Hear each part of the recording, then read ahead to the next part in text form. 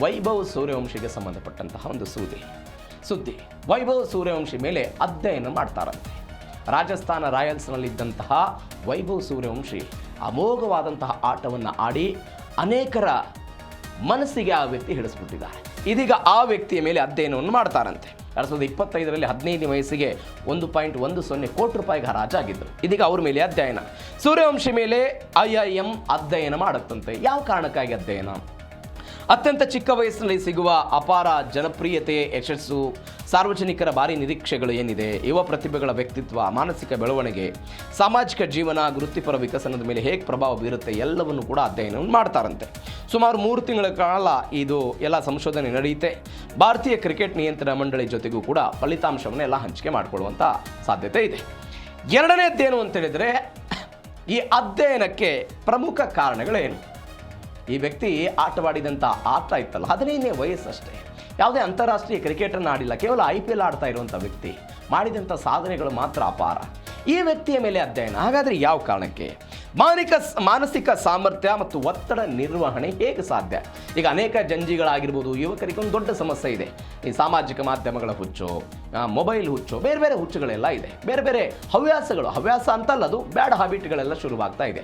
ಹೀಗಾಗಿ ಅವರು ಮಾನಸಿಕ ಸ್ಥಿಮಿತೆಯನ್ನು ಕಳೆದುಕೊಳ್ಳುವಂಥ ಹಂತಕ್ಕೆ ಹೋಗ್ತಾ ಇದ್ದಾರೆ. ಈ ವ್ಯಕ್ತಿಯ ಬದಲಾವಣೆಯನ್ನು ಗಮನಿಸಿ, ಕೇವಲ 15 ವಯಸ್ಸು.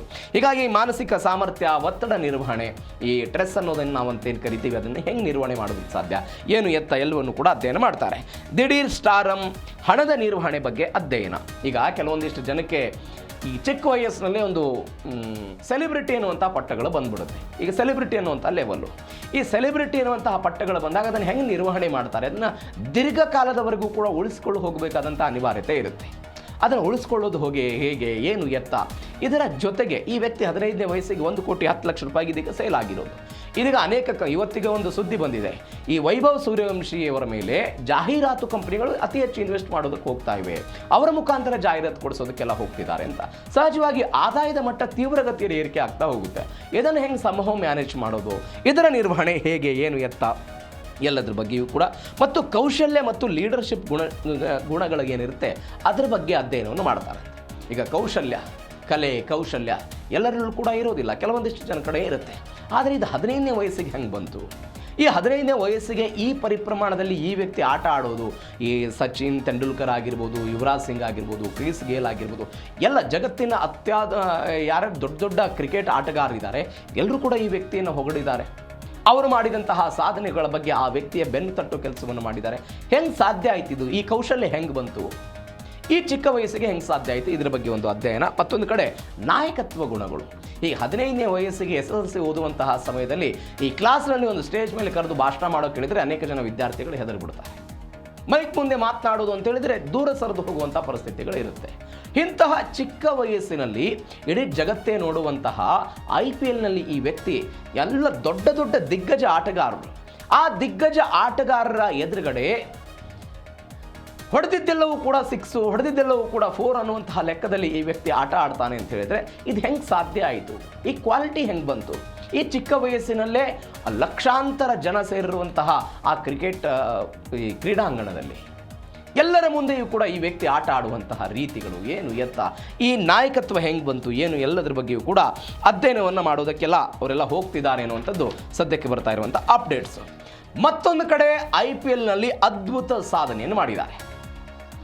ಶತಕದ ವಂಚನೆ ಆಯಿತು, 3 ಬಾರಿ ಅವರು ಒಂದು ಶತಕವನ್ನು ವಂಚನೆಯನ್ನು ಮಾಡಿಕೊಂಡ್ರು. 93, 97, 96, 93, 96, 97, ಒಂದು ಬಾರಿ 4 ರನ್ನು, ಒಂದು ಬಾರಿ 3 ರನ್ನು, ಒಂದು ಬಾರಿ 7 ರನ್ನಿಂದ ಶತಕವನ್ನು ವಂಚನೆ ಮಾಡಿಕೊಂಡ್ರು.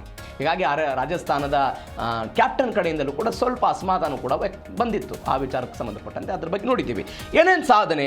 16 ಇನ್ನಿಂಗ್ಸ್ಗಳಲ್ಲಿ 237.30 ಸ್ಟ್ರೈಕ್ ರೇಟ್ ಈ ವ್ಯಕ್ತಿತ್ತು. 776 ರನ್ ಕಲೆ ಹಾಕಿದ್ದಾರೆ ಒಂದು ಸೀಸನ್ನಲ್ಲಿ. ಅದನ್ನು ಕೂಡ ಅವರು ದಾಖಲೆಯನ್ನು ಮಾಡೋದಕ್ಕೆ ಹೋಗಿದ್ದು. 1 ಶತಕ ಹಾಗೂ 5 ಅರ್ಧ ಶತಕಗಳ ಸಾಧನೆ ಆಗಿದೆ.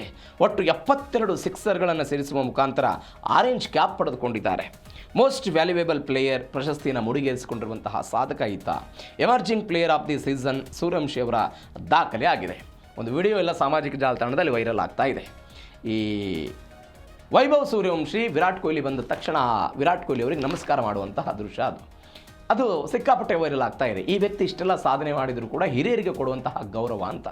ಯಾಕಂದರೆ ಒಂದೇ ಸೀಸನ್ನಲ್ಲಿ 776 ರನ್ಗಳು, ಬೇರೆ ಬೇರೆಯವರ ದಾಖಲೆಗಳನ್ನು ಪುಡಿ ಮಾಡೋದು, ಏಕಾಏಕಿಯಾಗಿ 72 ಸಿಕ್ಸರ್ಗಳನ್ನು ಒಂದೇ ಸೀಸನ್ನಲ್ಲಿ ಹೊಡೆಯುವ ಮುಖಾಂತರ ಆ ದಾಖಲೆಯನ್ನು ಮಾಡುವಂತಹ ಪರಿಸ್ಥಿತಿ, ಅದು ಕೇವಲ ಚಿಕ್ಕ 15ನೇ ವಯಸ್ಸಿನಲ್ಲಿ. RRನಲ್ಲೂ ಕೂಡ ಇಂತಹ ದಾಖಲೆಗಳನ್ನು ಈ ಹಿಂದೆ ಯಾರು ಕೂಡ ಮಾಡಿರಲಿಲ್ಲ ಅನ್ನುವಂಥದ್ದನ್ನು ಕೂಡ ನಾವು ನೋಡಿದ್ದೀವಿ. ಹೀಗಾಗಿ ಈ ವ್ಯಕ್ತಿಯ ಬಗ್ಗೆ ಅಧ್ಯಯನವನ್ನು ಮಾಡೋದಕ್ಕೆ ಇದೀಗ ಮುಂದಾಗಿರುವಂಥದ್ದು IIM. ಈ ಅಧ್ಯಯನದ ವರದಿಗಳೇನು ಬರುತ್ತೆ, ಈ ವರದಿಗಳಿಂದ ಇದು ಮುಂದಿನ ಯುವ ಪೀಳಿಗೆಗೆ, ಜನ್ಸಿಗಳಿಗೆ, ಯಾರೋ ಒಬ್ಬ ಕ್ರಿಕೆಟ್ ಆಡಬೇಕು ಅಂತ ಯಾವುದೋ ಹಳ್ಳಿಗಳಲ್ಲಿ ಕನಸು ಕಾಣ್ತಾ ಕೂತಿರ್ತಾನೆ ವ್ಯಕ್ತಿ, ಆತನಿಗೆ ವೈಭವ್ ಸೂರ್ಯವಂಶಿ ಅವರ ಜೀವನ ಹೆಂಗೆ ಮಾದರಿ ಆಗುತ್ತೆ, ಎಲ್ಲವೂ ಕೂಡ ಸದ್ಯಕ್ಕಿರುವಂತಹ ಕುತೂಹಲ. ಈ ಎಲ್ಲದರ ಭಾಗವಾಗಿ ಇದೀಗ ಮೋಸ್ಟ್ ವ್ಯಾಲ್ಯೂಯೇಬಲ್ ಪ್ಲೇಯರ್ ಎಲ್ಲವಂತಹ ಒಂದು ಪ್ರಶಸ್ತಿಯನ್ನು ಮುಡಿಗೇರಿಸಿಕೊಂಡಿದ್ದಾನೆ. Emerging player of the season ಎನ್ನುವಂತಹ ಒಂದು ಪ್ರಶಸ್ತಿಗೂ ಕೂಡ ವೈಭವ್ ಸೂರ್ಯವಂಶಿ ಈ ಬಾರಿ ಭಾಜನರಾಗಿರೋದು. ಹೀಗಾಗಿಯೇ ಇವರಿಗೆ ಬೇರೆ ಟೀಮಿಗೆ ಕರೆದುಕೊಳ್ಳೋದಕ್ಕೆ ಎಲ್ಲವೂ ಕೂಡ ಚರ್ಚೆಗಳಾಗ್ತಿದೆ ಅನ್ನುವಂಥ ಸೋಷಿಯಲ್ ಮೀಡಿಯಾದಲ್ಲೇ ಚರ್ಚೆ ಆಗ್ತಾ ಇದೆ. ಅದಕ್ಕೆ ಆಧಾರ ರಹಿತ ಅಂತಲೂ ಕೂಡ ಅದಕ್ಕೆ ಒಂದು ಸ್ಪಷ್ಟನೆ ಕೊಡೋ ಪ್ರಯತ್ನ, ಅಂದರೆ ಮುಂಬೈಗೆ ಈ ವ್ಯಕ್ತಿನ ಕರೆದುಕೊಳ್ತಾರೆ ಅನ್ನುವಂತಹ ಸುದ್ದಿಗಳೆಲ್ಲ ಬಂದಿತ್ತು. ಅದಕ್ಕೆ ಸ್ಪಷ್ಟನೆ ಕೊಡೋ ಪ್ರಯತ್ನವನ್ನು ಕೂಡ ಎಲ್ಲ ಮಾಡಿದ್ದಾರೆ. ಇದು ಇದೀಗ ವೈಭವ್ ಸೂರ್ಯವಂಶಿಯವರ ಸಾಧನೆ.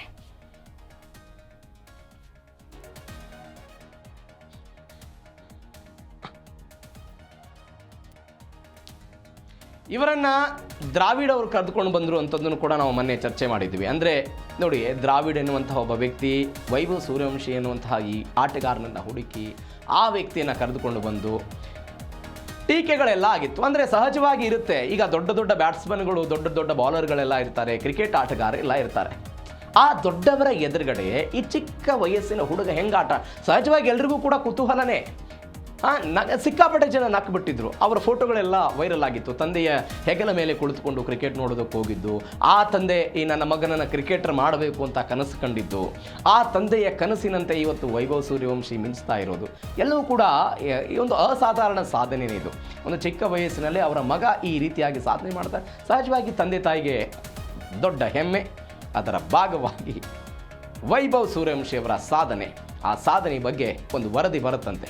ಆ ವರದಿ ಎಷ್ಟು ಜನಕ್ಕೆ ಮಾದರಿ ಆಗುತ್ತೆ, ಆ ವರದಿಯಿಂದ ಎಷ್ಟು ಜನ ಅದನ್ನು ಒಂದು ಇನ್ಸ್ಪೈರ್ ಆಗಿ ತೆಗೆದುಕೊಳ್ತಾರೆ.